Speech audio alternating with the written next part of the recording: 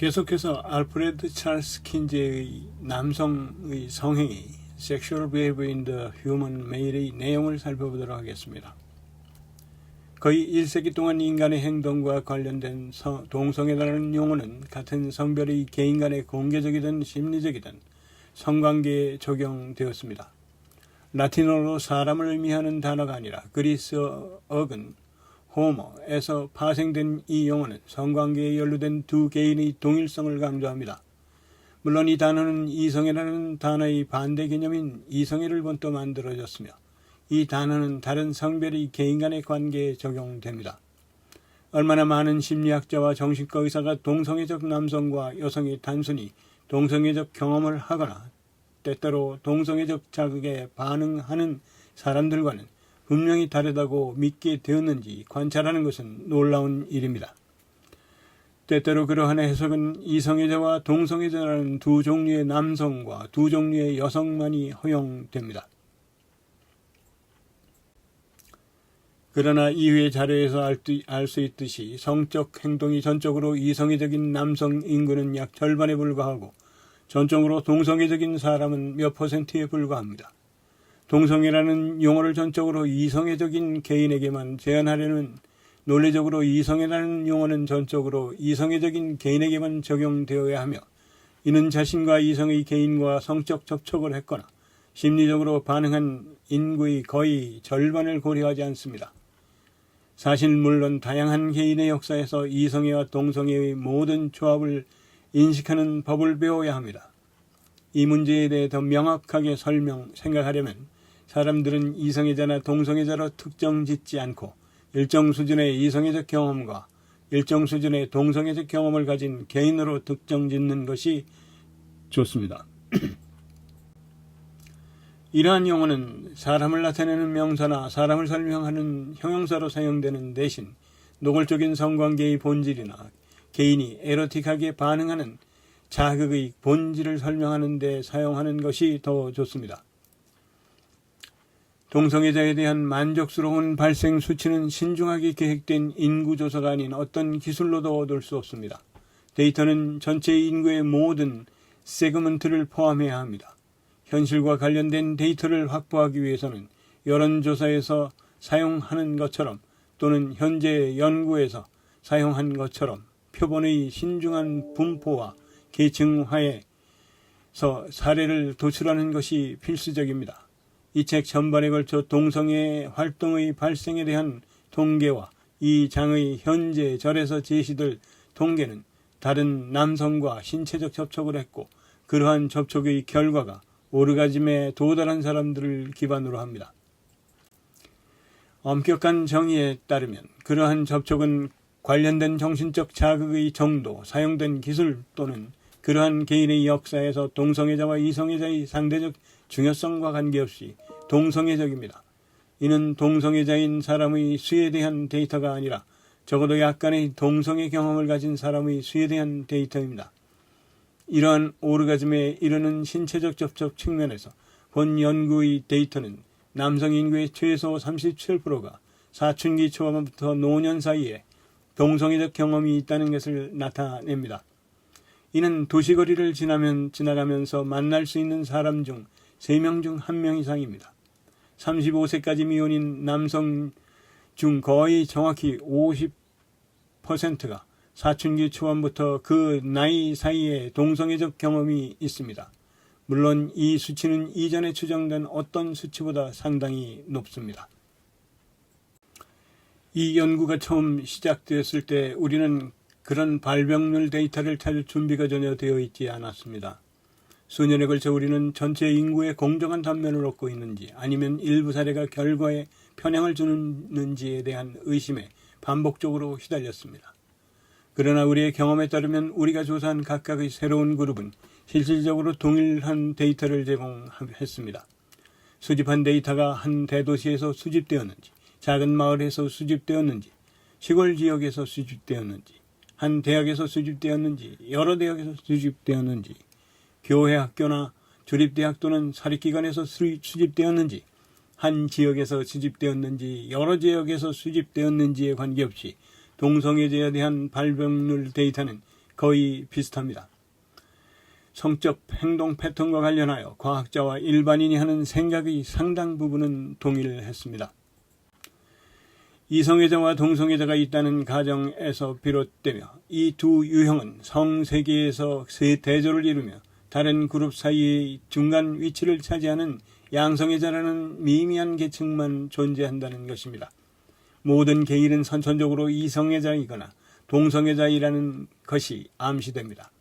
또한 태어날 때부터 사람은 둘 중 하나가 되도록 운명지어졌으며 평생 동안 자신의 패턴을 바꿀 가능성은 거의 없다는 것이 암시됩니다. 일반적으로 한 성별 또는 다른 성별의 성적 파트너에 대한 선호도는 다양한 신체적, 정신적 특성과 관련이 있으며 동성애자 남성 또는 여성을 이성애자와 신체적, 정신적, 아마도 영적으로 구별하는 전체적인 성격과 관련이 있다고 믿어집니다. 일반적으로 이러한 특성은 그러한 문제에 대한 충분한 이해가 있는 사람이라면 누구나 동성애자를 분명하고 알아볼 수 있게 만든다고 생각합니다. 심지어 정신과 의사조차도 동성애적 성격에 대해 논의하며 그들 중 많은 사람들이 특정 성별의 성적 파트너에 대한 선호도는 그들이 성격이라고 부르는 무형의 전체에서 훨씬 더 깊은 곳에 있는 무언가의 이차적 표현일 뿐이라고 믿습니다.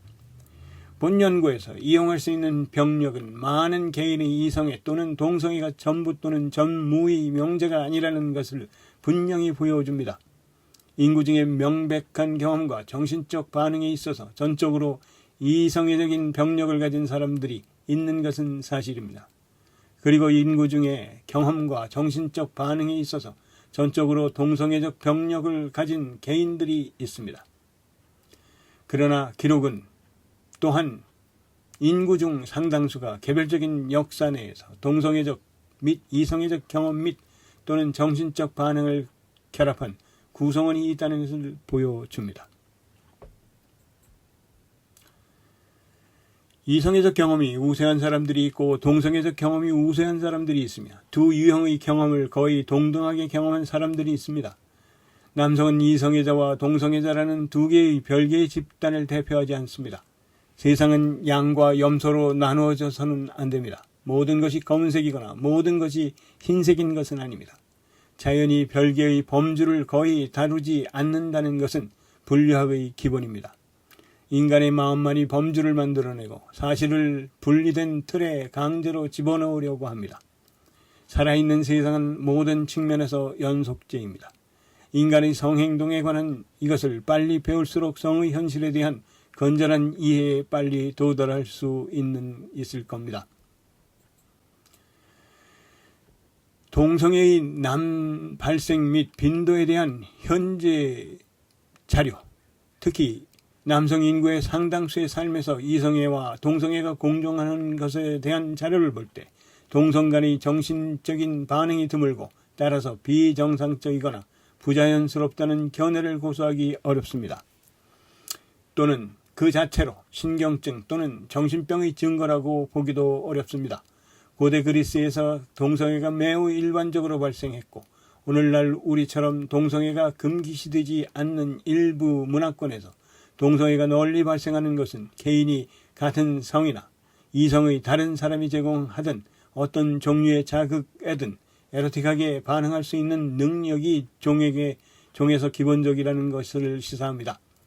이성의 패턴과 동성의 패턴이 학습된 행동입니다. 개인이 자란 특성 문화의 관습에 상당히 의존합니다. 그것은 동성애가 유전된다는 생각을 받아들이기 전에 철저히 고려해야 할 가능성입니다. 각 개인의 패턴은 타고난 고정관념으로 평생 동안에는 아무런 변화도 기대할 수 없다는 것입니다. 동성애자에 대한 사회적 반응은 분명히 변태적 개인은 독특하고 따라서 특별한 고려가 필요하다는 일반적인 믿음에 기반을 두고 있습니다. 학교에서 동성애적 관계를 맺은 특정 소년, 그러한 활동을 하는 사업가, 동성애 기록이 있는 기관 수감자가 나머지 인구의 4분의 1에서 3분의 1이 하는 행동과 근본적으로 다르지 않다는 것을 인정할 때 한 개인의 활동은 다소 다른 사회적 의미를 얻습니다. 동성애적 활동의 발생 및 빈도에 대한 이러한 일반화가 모든 사회적 수준, 모든 직업의 사람, 모든 연령대의 사람들에게 다양하게 적용된다는 것을 깨달았을 때 상황의 어려움은 훨씬 더 분명해집니다. 성제재법을 시행하려는 경찰과 법원관리, 성직자와 사업가, 그리고 주기적으로 법률 시행을 요구하는 도시의 모든 다른 그룹 빈도가 높습니다.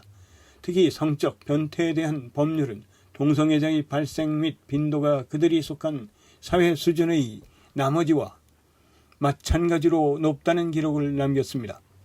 동성애적 이력이 있는 공무원이 지역사회의 동성애적 활동을 기소하는 것은 개인적인 위선의 문제가 아닙니다.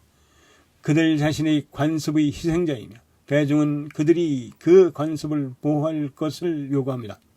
전통적 관습과 인구의 실제 행동 사이에 그러한 격차가 있는 한 그러한 불일치는 계속 존재할 것입니다.